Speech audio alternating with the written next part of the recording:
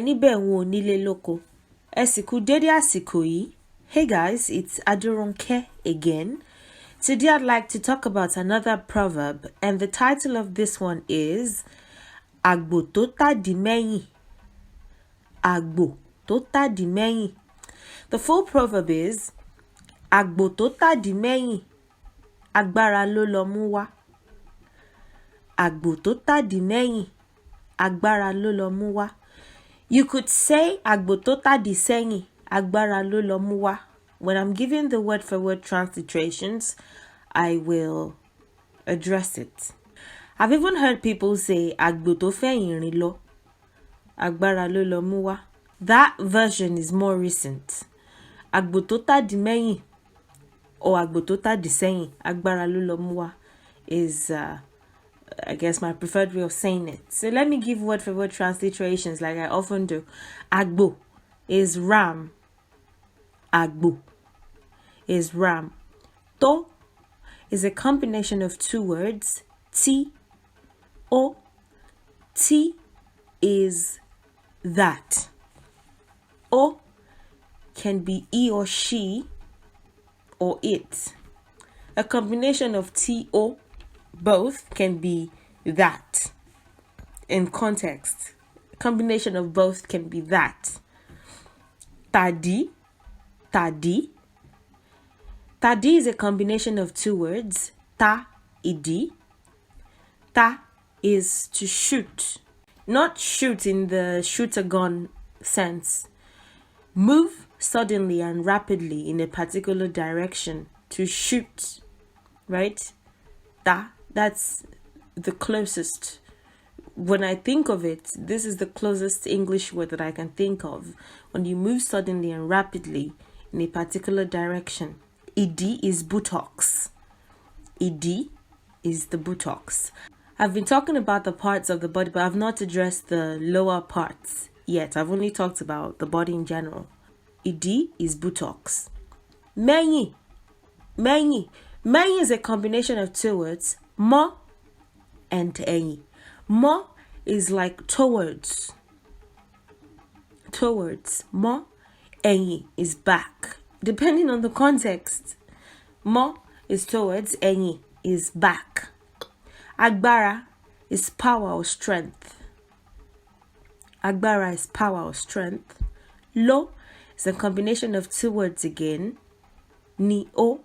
Ni is what? Ni. It can be is, simply it can be is what.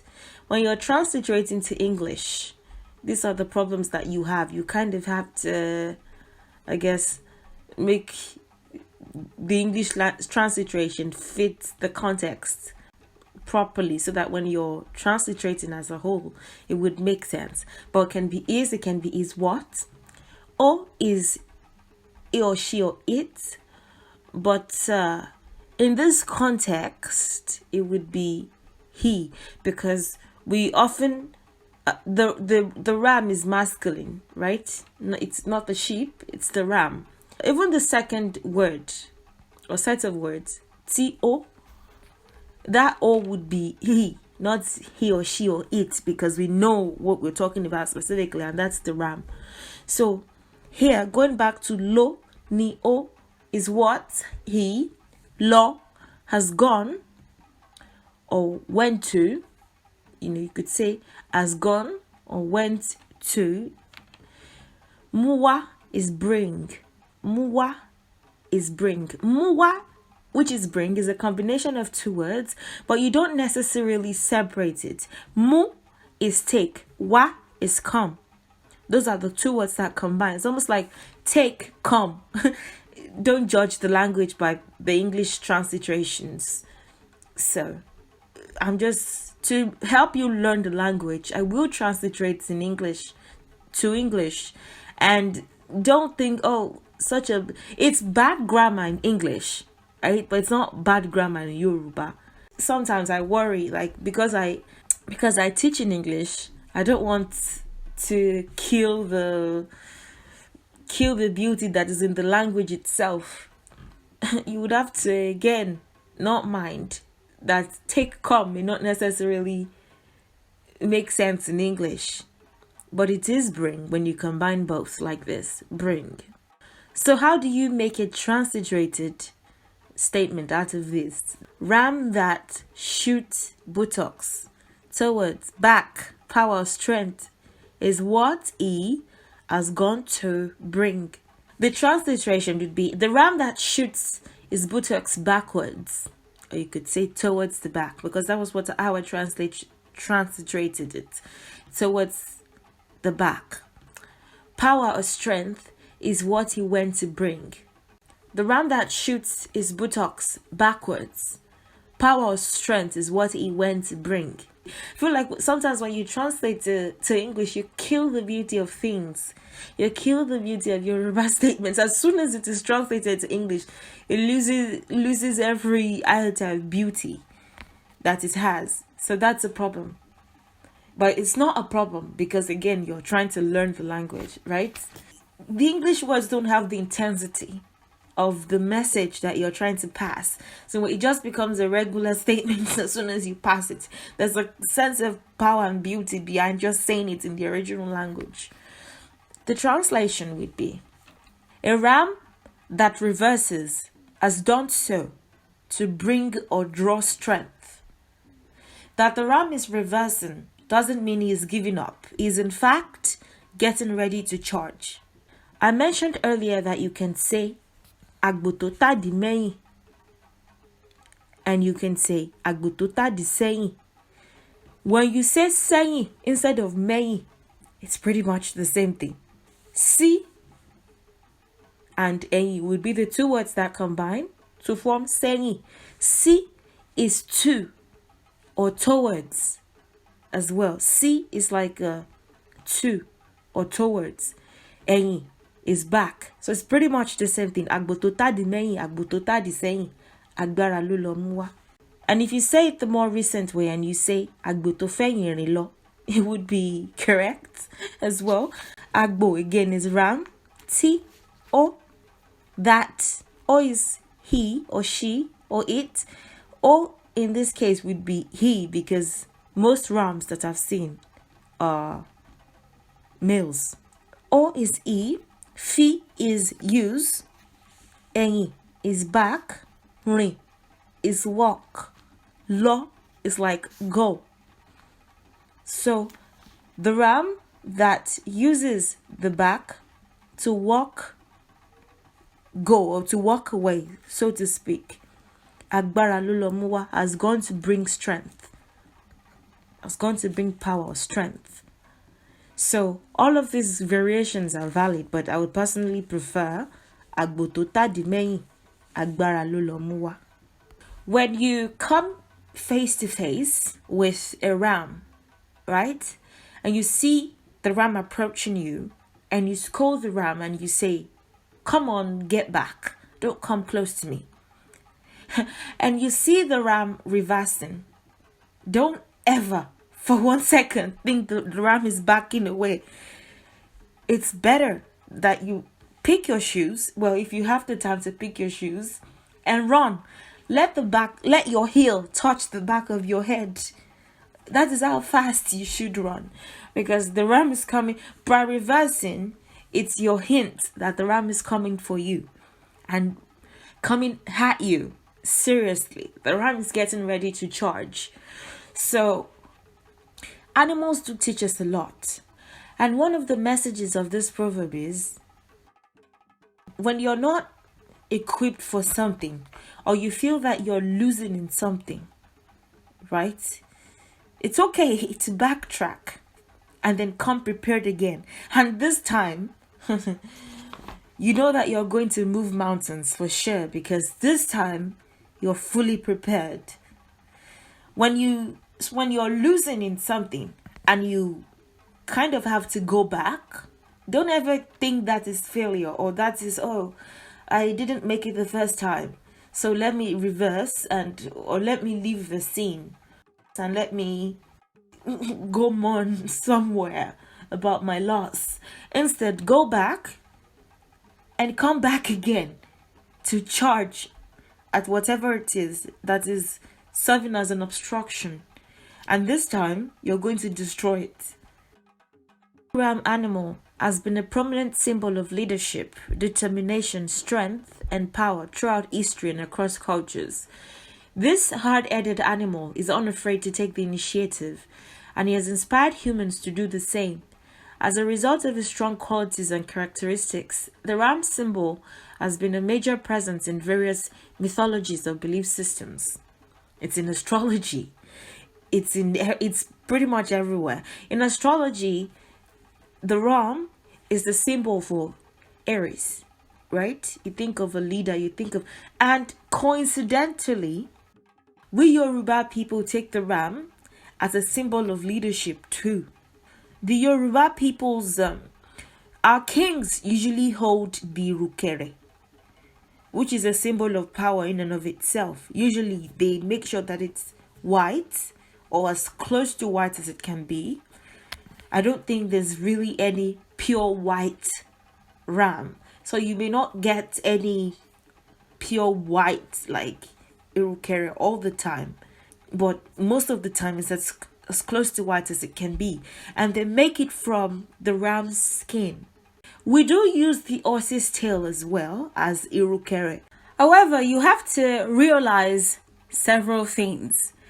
Horses were not common back then. They belonged to the rich or to the extremely rich, let alone pure white horses or horses that were as close to white as possible. Iru in Yoruba is tail.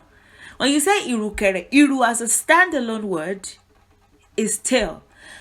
That is why many people think, okay, the irukere has to be, made from the tail, or the irukere could be made from the tail. It could. However, iru, kere, the iru in irukere doesn't necessarily have anything to do with tail. This is another example of Yoruba words that are similar in pronunciation and spelling, but may have different inferences. Iru. I don't know the Yoruba that was spoken in the 16th century or maybe way before. I don't know what part of the Yoruba land began to use the irukere as a symbol of authority first. So it's kind of hard to say, this is the root of the word and this is what it means. And I'm pretty sure that if Oduduwa came back to us, the person that we consider the father of the establishment of the culture, of the Yoruba culture, if he comes back today, we would have to strain our ears to understand what he's saying, because his kind of Yoruba would be different. I've mentioned it several times that languages evolve, languages change, especially when those languages are not written languages yet, when they are still lingua francas. You lose a lot of things change. Take even English, for instance, and at that time English was already a written language, but Shakespearean English, the English that was spoken in the Victorian era or before, the wherefore art thou, if you don't really pay close attention to it in comparison to the English that I'm speaking now, mine sounds different. Some would even say mine sounds diluted.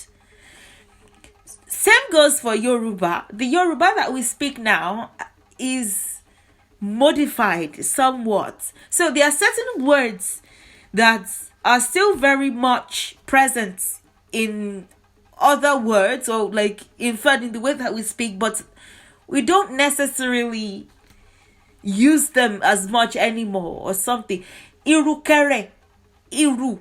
The way that I see it, ru, for example, in ru is carry, rueru. To put something, rueru is to put a load on your head. Ru would be carry, specifically on your head. The average Yoruba person back then, if they wanted to carry something heavy, they'll put it on their head. So I'll talk about this in subsequent videos, just the general culture. Iru now could mean several things.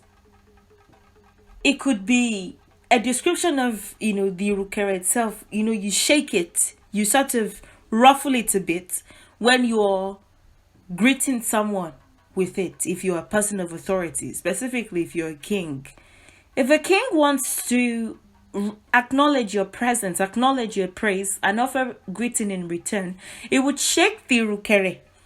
So the action of doing that, of ruffling the rukere, of shaking it, could be what the iru is inferring. Again, this is old Yoruba. Iru. It may have something to do with. It's not. This is not. Don't ever think for once that iru there has to be signifying tail. Horses were expensive, so you best believe that if a person eventually got a white horse, especially a rich person, because like I said, they're not roaming the streets. These horses are, if they were roaming the streets, then every pauper would have them. That was what differentiated. I mean, this was a long time ago, not any time recently. This was a long time ago. So, the first thing that you do when you get your own white horse is obviously not cut off the tail. I mean, come on. Hell no.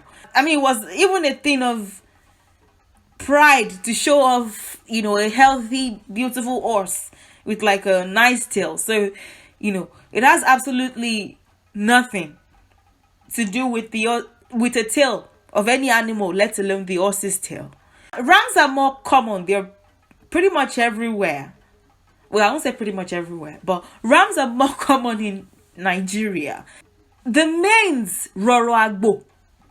They are mains. The mains of, instead of thinking, it's the tail of a horse or the tail of some kind of animal. And the first thing that people think is a horse that is used in making the ones that the kings use. I'm not saying that, irukeres are not made out of horses' tails at all.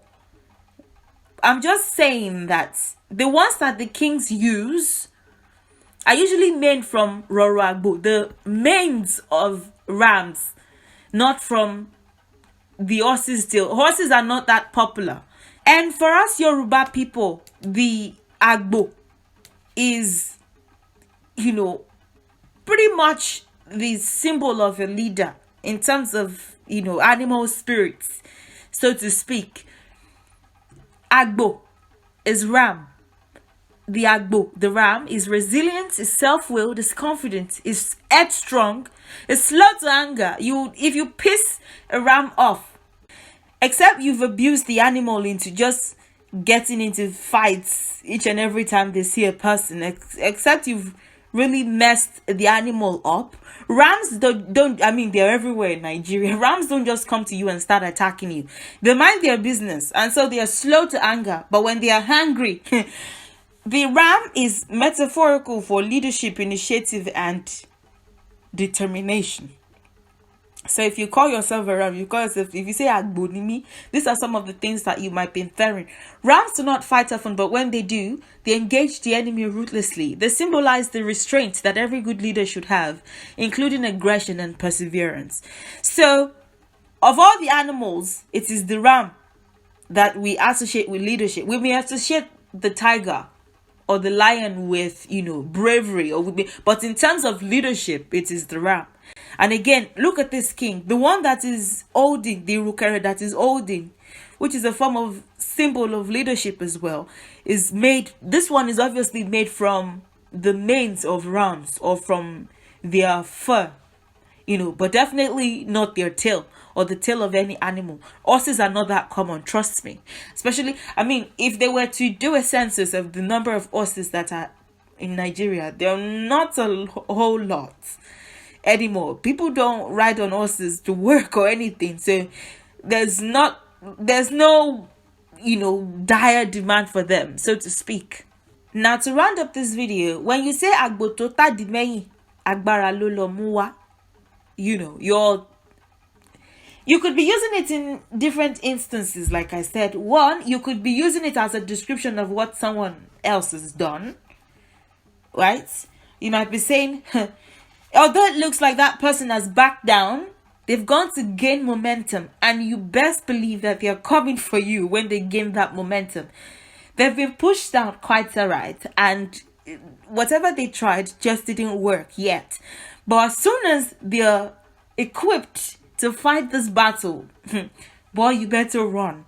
You may use it in that instance. And another instance that you can use it in would be to cheer someone up, and you can say, look, it's okay that and even your own self, it's okay that you've not succeeded at first and you've taken a step back, whether it's an exam, whether it's a goal, whether it's a job, whether it's something.